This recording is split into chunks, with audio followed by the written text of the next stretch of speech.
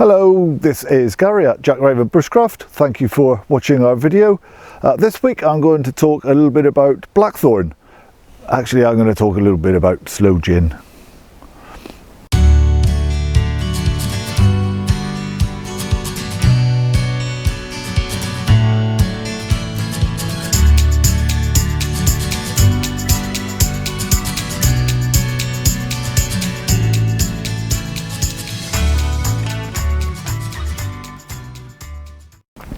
So behind me now in the hedgerow here we have Blackthorn, Prunus spinosa. So very common in hedgerows, so it has got some ferocious thorns on it, so it's very good for preventing stock from moving from one field to another.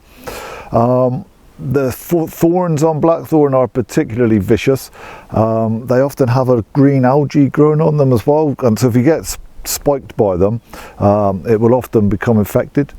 In fact, about 14 years ago I was canoeing along the River Wye and I camped up for the night. I was collecting firewood and I managed to get a thorn on this finger underneath the nail, and it really hurt, and the whole thing became infected and the end of my finger was all kind of swollen up with pus coming out, that kind of thing. But enough of that. What we get on Blackthorn are these fruits. So these are the sloes. So the sloes are the fruit of Blackthorn.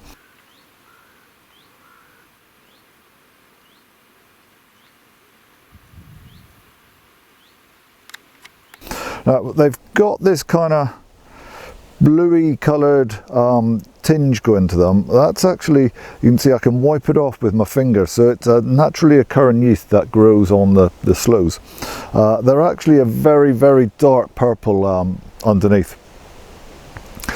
So they are certainly down here in the southeast of England. They're just about ready to harvest. I think I might, looking at these, I might give it another week or so, maybe a couple of weeks, but they're right on the cusp of being ready now. If you live a little further north, then you might have to wait an extra few weeks for them. Now you can eat these as they are. They are very bitter though. They're going to make your cheeks suck in. So what we tend to do with them is make sloe gin. So they used to say back in the old days that you should wait until the first frost has hit them. So it's a process known as bletting. So bletting is where, as I say, the first frost gets to the fruit, it ruptures the cell walls and releases the sugars inside it. It makes them that much sweeter. Unfortunately, with climate change as it is, certainly here in the southeast, we would be waiting for months and months for that frost to come along. So instead what we tend to do is pick them and pop them into the freezer for a few hours, and that pretty much accomplishes the same job. So from there what we do is just pop them into a jar with some sugar, with some vodka, and then shake it every day for the first few weeks. So basically you're just waiting until the sugar dissolves. So just give it a good shake every day, pop it back into your dark cupboard. Once all the sugar's dissolved, and that's likely to take 2-3 weeks, then you can just leave it. What I always suggest is that if you haven't made sloe gin before, then definitely give it a go. But the first year, try to make 2 batches. So you can have 1 batch for Christmas this year, and then you can leave a batch for Christmas next year. So it seems to be, or it certainly improves with age.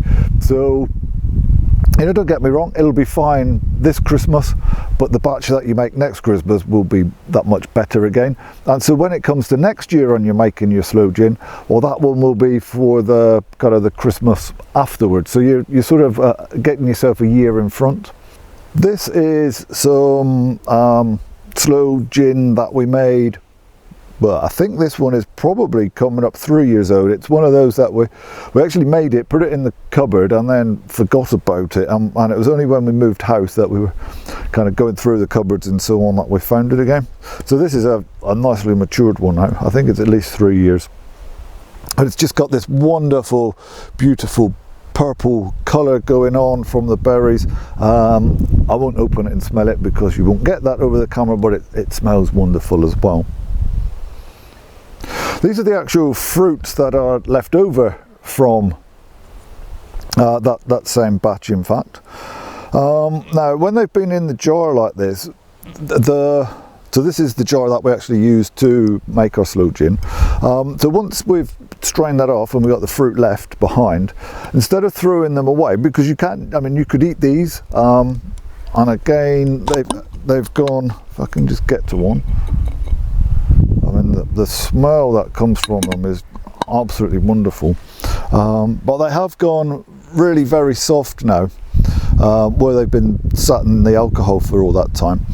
And so it's a very simple matter to just kind of give that a little bit of a squeeze, and the seeds will and the stone will just come out with relative ease. And with the fruit that's left, so the fruit that's left here, I mean, you could eat that just as it is. As I say, I'm not going to know because I've got to drive later. So this will have soaked up some of the alcohol. I know people that use these to put into stews and casseroles, that kind of thing. My favourite thing to do with them, however, is to melt some chocolate and then dip your alcohol soaked sloes into the melted chocolate and have them as a chocolate liqueur, and again, that's something that normally we would kind of hold back until Christmas and have them at that time. Hopefully that's something that you're able to give a try. It's definitely worth the effort. So I very much hope that you found this video to be useful. If you want to watch more content from Jack Raven Bushcraft, then either subscribe to our blog or to our YouTube channel. We will hope to have more content out next week.